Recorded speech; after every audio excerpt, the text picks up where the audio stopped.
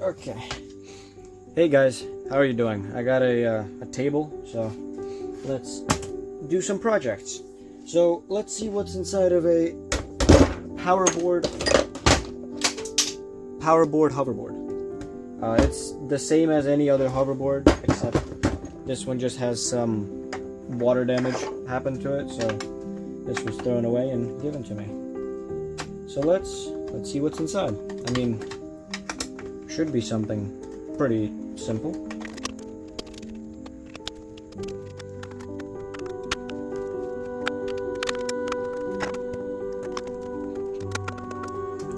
Now, taking apart hoverboards is pretty easy. You just have a couple of screws on the bottom. And the reason you should not throw them away is because they have big lithium batteries in here. And as you probably can guess, lithium batteries do explode. And there were cases in the beginning when hoverboards first got popular of them being built cheaply, so they exploded. Why am I doing this? Well, first to show you what's in here, and to show you that don't be scared of hoverboards, because it's mostly just the controllers and battery, and well, 2 motors, as you can see. Another reason is because to show you, if you're a tinkerer, what's cool to take apart, or what's cool to take out of here. If you have a broken one, let's say, and you just have it laying around, so you pop this up, it literally just goes up, and then there's a couple of wires that connect to the main board. One here, well, one on the actual sensor bar, one on the main board, and one for the light. So, and that's it. That's your button, your power, and your light. Now you can take off. Now the other side is the same, except it's just the light. So you have one to take out, and that's it. Now you have just battery, sensor bar, another sensor bar, and controller. The controller is pretty cool because you get a lot of MOSFETs that you can use either with the original motors or with more motors or something. I know I'm being very vague and like or something or whatever, but you could just do your own projects with this. Like the main thing that usually gets bad in these hoverboards is the battery. So if you just want to replace or fix a hoverboard for very cheap, then just get a new battery for it. It might take you a while, and it might not be worth it in this day and age where hoverboards aren't really popular anymore. But listen, if you want like a project to do and you still use hoverboards, then hey, this is a good start. So in here we are given, let's see, we are given 10S 2P. That means 10 in series, 2 in parallel, 36 volts, 158 watt battery bank. So that's that. I mean, you can use it for a lot of things actually. And it says it uses domestic, so probably Chinese cells, which is, fine, because they're cells are cells. So what I'm interested in mainly is the motors. The motors can produce 3-phase output, which is these 3 wires right here. And a good way to test if the motors have gone bad is by taking 2 of the wires, and as you can see, it spins freely right now. Taking 2 of the wires, shorting them, it's not going to do anything, and it should. Can you see that? It steps. It doesn't go freely. That means, well, if it steps like this without it being powered on, so just like connected like it was originally, like this and like this, that means your motor has gone bad if it was stepping with these connected. So it's either your motor gone bad or the controller has also gone bad, and or. So could be both, could be one or the other. Now, how would you go about this, taking apart this further? So there's 4 screws on the sensor bar, 4 screws right here, 1, 2, 3, and 4. Alright.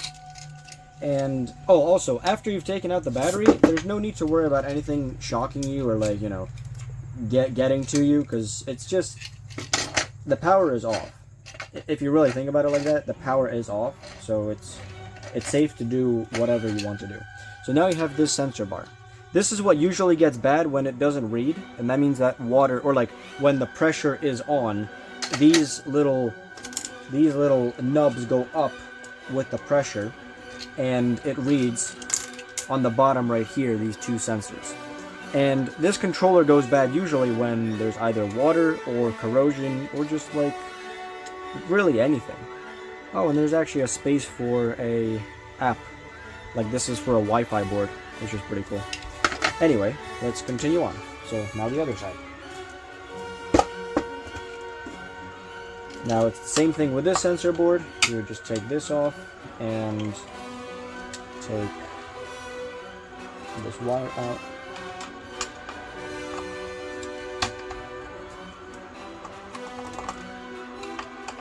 And all you really need to do this is one Phillips head screwdriver, one good Phillips head screwdriver, and some pliers. You could use flathead to like pry off some things, I guess, but you should really just need a pliers and a good screwdriver. So, and now here's where the pliers come in. You just break a zip tie. I think it's like 1 or 2 zip ties total. And now you take the other sensor board out. So that's 2 sensor boards. You could reuse them, repurpose them, because they're just like brake sensors. So when you, let's say, put a flathead screwdriver in the middle of the 2 sensors, one of them is a sender and one of them is a receiver. So if it doesn't receive, that means there's a line, or that means the pad is stepped on, and then it can be, you know, turned on.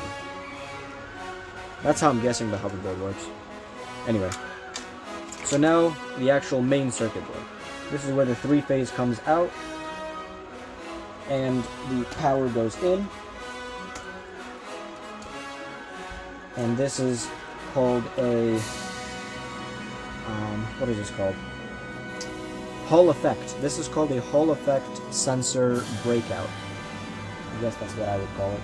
But it's to do with the Hall effect sensors, because there are little magnets in here that not only read, or that not only get powered, I guess electromagnets that not only get powered with these 3 wires, but also with this reading. This just reads. This doesn't power anything. This just reads when the phase is in the right position to go to the next phase, and not do it like this and then immediately go backwards when it's supposed to go in phase with the other phase. It's a little complicated to explain, but I hope you at least understood that it monitors the phase enough to keep it running smoothly. That's it. So you have one screw here. This is to take off the main circuit board. One screw here, and I believe that's either it or there's 1 or 2 more.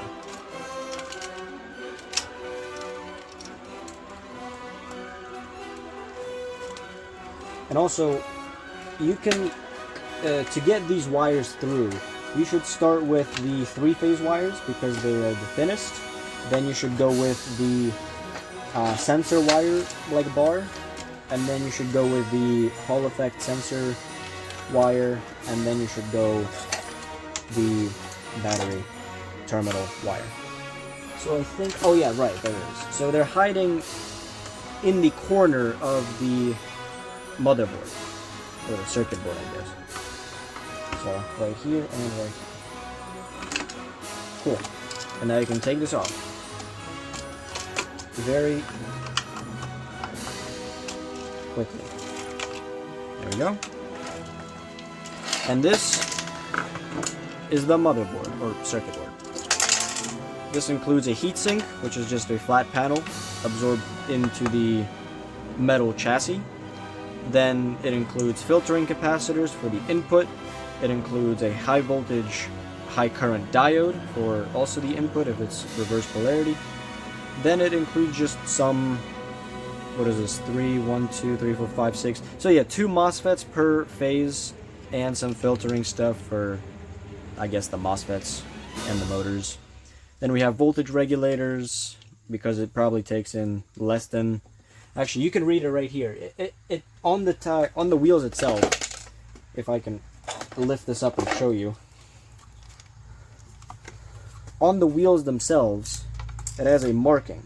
So it says 36V151159771.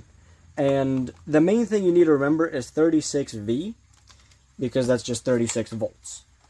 You don't need to know the current rating, because the current is just going to draw what it needs. It's not like, oh, you need 2 amps or you need 20 amps. It's going to draw whatever it needs. So you just figure that out when you plug in the converter that you want. What else? I mean, this has a good dielectric, and it's through the entire thing. So it's a good like gasket maker, or you could use it for other projects. And then, I mean, that's basically it. You can use this like standalone with these controllers, or you can hook up potentiometers to this terminal and this terminal and just power them like that with like linear voltage. What else? So now, how to get the motors off? You need a size something.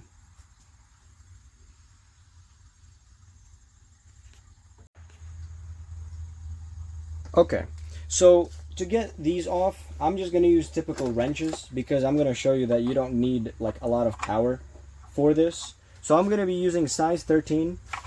That's what they normally are. And be sure not to like break your knuckles on these metal chassis. So here I have that. That's one.